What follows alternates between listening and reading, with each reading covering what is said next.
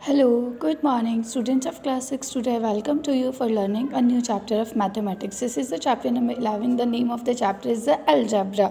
देखिए, you learn this word first time कि आपने ये जो शब्द है algebra पहली बार सुना. We have learned mathematics और mathematics में हमने बहुत सारी चीज़ें पढ़ी है. जैसे हम उसमें क्या पढ़ते हैं, numbers. We play operations with the number कि जिसमें हम बहुत सारे ऑपरेशंस करते हैं like addition, subtraction, multiplication, division. और अभी आपने फ्रैक्शंस एंड डेसिमल्स पे सीखे. लेकिन तो वो सब कौन सा पार्ट होता है, जब हम मैथमेटिक्स में ओनली हमारे जो नेचुरल नंबर्स को पढ़ते हैं तो हम उसे क्या बोलते हैं, अरिथमेटिक बोलते हैं. The branch of mathematics in which we study number is called the arithmetic. जब हम मैथमेटिक्स मतलब हमारी गणित की एक ऐसी शाखा जिसमें हम सिर्फ किसके बारे में बात करते हैं, नंबर्स के, हम उसे क्या बोलेंगे, arithmetic. We have also learn about figures and 3 dimensional and their properties. और नंबर्स के अलावा हमने एक चीज़ और पढ़ी है, लाइक जैसे चैप्टर 5 में आपने देखा था शेप्स, एंगल. तो उसके लिए आपको करना पड़ा था, आपको डिफरेंट फिगर्स को स्टडी किया था.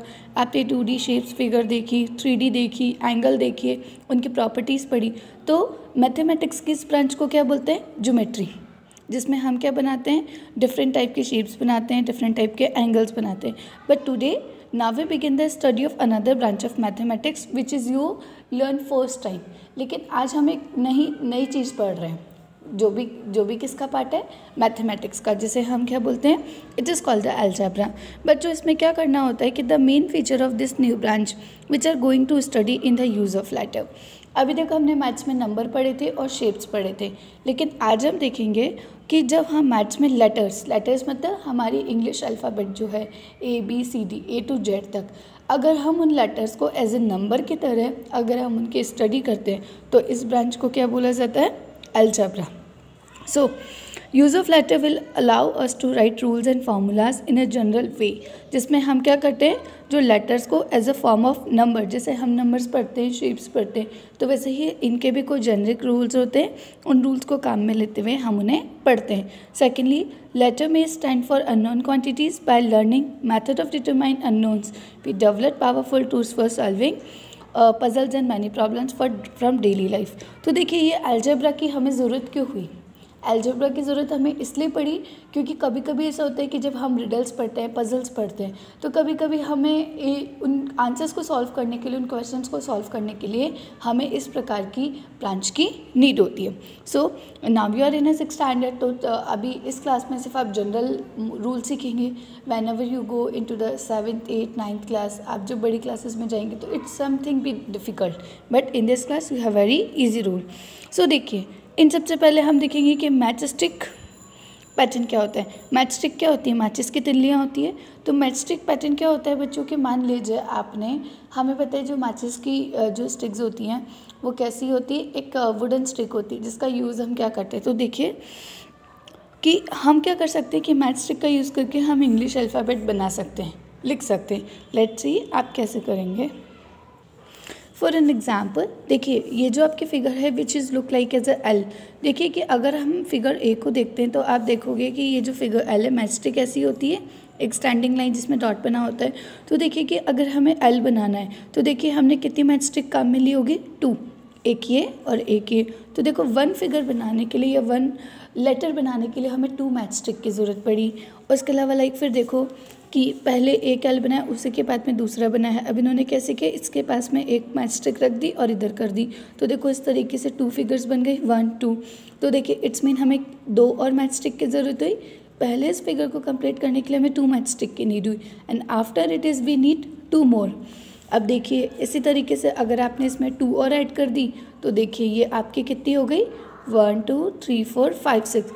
इट्स मीन कि अगर हमें लेटर एल बनाना है तो हमें 2 मैचस्टिक्स की नीड होगी. सो देन सरिता, सो देखिए कि अगर हमें एल फॉर्म की, मान लीजिए 1 बनाएंगे तो 2 एल बनाने होंगे तो 4, 3 बनाने होंगे तो 6. मान लीजिए इसके आगे मैंने और ऐड कर दिया तो मुझे 4 एल बनाने के लिए कितने अल्फ़ाबेट्स की, कितनी मैचस्टिक की नीड होगी, 8.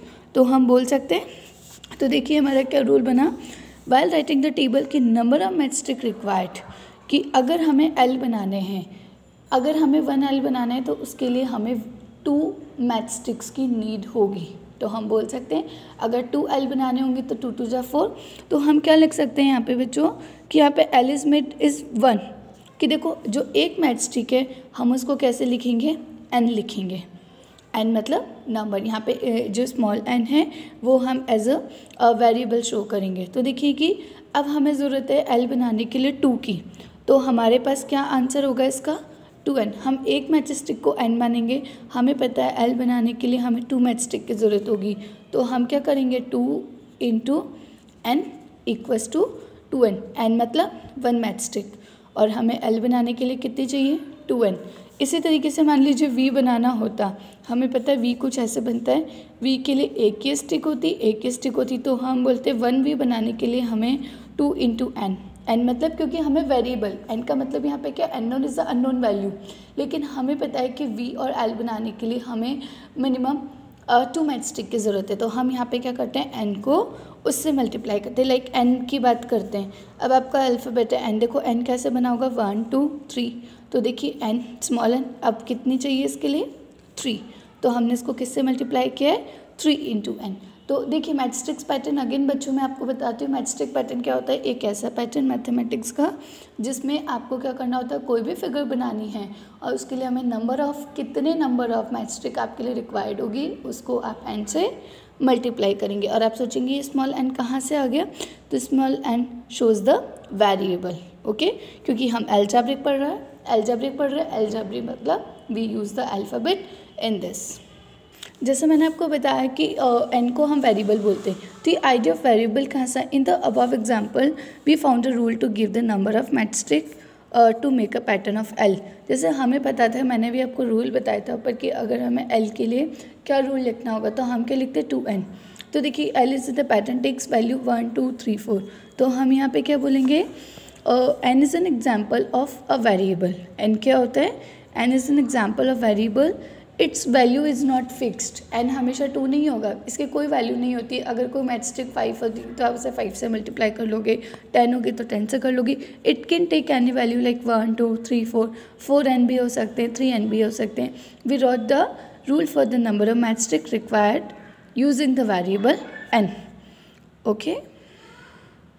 आफ्टर दैट इज़ मैं आपको एक बात और बताना चाहती हूँ कि ज़रूरी नहीं है कि हम वेरिएबल्स N को ही माने, हम अल्फ़ाबेट्स पढ़ रहे हैं। वी नो कि in English alphabet we have the 26 letter, तो one may use letter as M L P X Y Z etcetera to show a variable. हम वेरिएबल को शो करने के लिए M L P X Y Z को भी काम में लिख सकते हैं। Remember a variable is the number which does not have a fixed value, for example the number 5 और द नंबर 100 और any other give number is not a variable, they have fixed value. Similarly the number of angles of a triangle has a fixed value. 3 is not a variable। देखिए जो 3 है ये आपका क्या था, arithmetic है, number है, लेकिन अगर इसमें मैं 3N लगा दूंगी तो वो आपका क्या बन जाएगा, वेरिएबल बन जाएगा। Now we discuss question number 1 of exercise 11.1. Find a rule which gives the number of matchstick required to make the following matchstick pattern.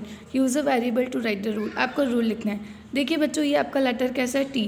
अब देखिए T बनाने के लिए हमें कितने की नीड होगी, कितनी मैचस्टिक की ज़रूरत होगी, 2 की, 1 और 2। तो इट्स मीन इसका जनरल रूल क्या हो गया। सो देखिए इसका जनरल रूल हम क्या लिखेंगे, हमें पता है N मतलब 1, लेकिन हमें पता है T बनाने के लिए हमें 2 वेरिएबल के 2 मैचस्टिक की ज़रूरत होगी, तो हमने यहाँ पे क्या किया 2 × N। So what the general rule is here 2N। इसी तरीके से देखिए Z बनाने के लिए हमें कितनी मैचस्टिक की नीड होगी 3, 1 2 3, तो what we write here 3 × N। So here I write 3N। Now इसी तरीके से नाउ लेटर इज U। अब U के लिए कितनी ज़रूरत होगी 3, 1 2 3, तो what you right here 3N। You all right it in your book. अब देखिए V के लिए हमें 2। अब देखिए E 1 2 3 4 5, देखिए लेटर E के लिए हमें कितनी मैचस्टिक रिक्वायर्ड होगी 5, तो what is the answer here 5N। S देखिए 1 2 3 4 5, तो what answer we write here 5N। R देखिए 1 2 3 4 5 6, तो what answer we write here 6N। So बच्चों आप लोग समझ गए हम किस तरीके से मैथस्टिक के लिए जनरल रूल फॉलो करते हैं, एंड वेरिएबल को नॉर्मली हम किससे प्रेजेंट करते हैं, स्मॉल एन से। लेकिन हम अपने मैथमेटिक्स में लाइक एक्स है, वाई है, जेड है, इनको भी एज ए वेरिएबल काम में ले सकते हैं। देखिए अब आपका क्वेश्चन है कि we write know the rule of the pattern of letter L, C and F. Some of the letter, question number 1 given above, give the same rule as that given by L, which are this, why does this happen. देखिए जो letter L है, हमने question number 1 में भी पढ़ा है कि L के बारे में हमें क्या दे रखा है कि जो लेटर एल है उसमें कितनी मैथस्टिक की रिक्वायरमेंट होती है, 2 की। तो इसका जनरल रूल क्या हुआ, 2n। अब देखिए हमें कौन सा पैटर्न फॉलो करना है, मैथमेटिक वाला। अब देखिए लेटर सी की बात करते हैं, तो letter C is a curve. तो देखिए लेटर सी बनाने के लिए हमें मैथस्टिक की नीड की रिक्वायरमेंट नहीं है, तो this rule is not happen on it. F, अब देखिए एफ बनाने के लिए हमें कितनी मैथस्टिक की रिक्वायर्ड है, 1 2 3। तो what the rule we write here, 3n। Now the question number 3, cadets are marching in a parade. There are 5 cadets in a row. What is the rule which give the number of cadets given the number of rows? Use n for the number of rows. देखिए यहाँ पे आपको n दे रखा है, क्या दे रखा है कि आपको यहाँ पे एज ए वेरिएबल क्या यूज़ करना है, n यूज़ करना है। लेकिन साथ में बोल रखा है कि एक रो में कितने कैडेट्स हैं, 5 कैडेट है। तो देखिए what we write here, so देखिए चिल्ड्रन हमें यहाँ क्या करना है, cadets are marching in a parade. आपको बताना देयर 5 कैडेट्स इन अ रो। अब हमें what is the rule which gives the number of cadet. अब हमें नंबर ऑफ कैडेट्स के लिए क्या रूल बनाना है, तो देखिए नंबर ऑफ रोज को हम क्या मानेंगे, तो what we write here, number of rows equals to n। और हमें पता है ईच लाइन के अंदर कितने हैं कैडेट्स इन ईच रो, हमें पता है 5 है। तो देखिए क्या जनरल रूल होगा हमारे यहाँ पे, तो हम बोल सकते हैं कि टोटल नंबर ऑफ कैडेट, आपको पता है रूल बनाने के लिए हमें मल्टीप्लाई करना होता है, तो total number of cadet equals to, तो 5 into n equals to 5n। तो हम बोल सकते हैं, तो what is general rule is है कि अगर एक रो के अंदर 5 बच्चे हैं तो नंबर ऑफ रोज कितनी हो गई, 5n। Okay, I hope you understand this video very well. Thank you all.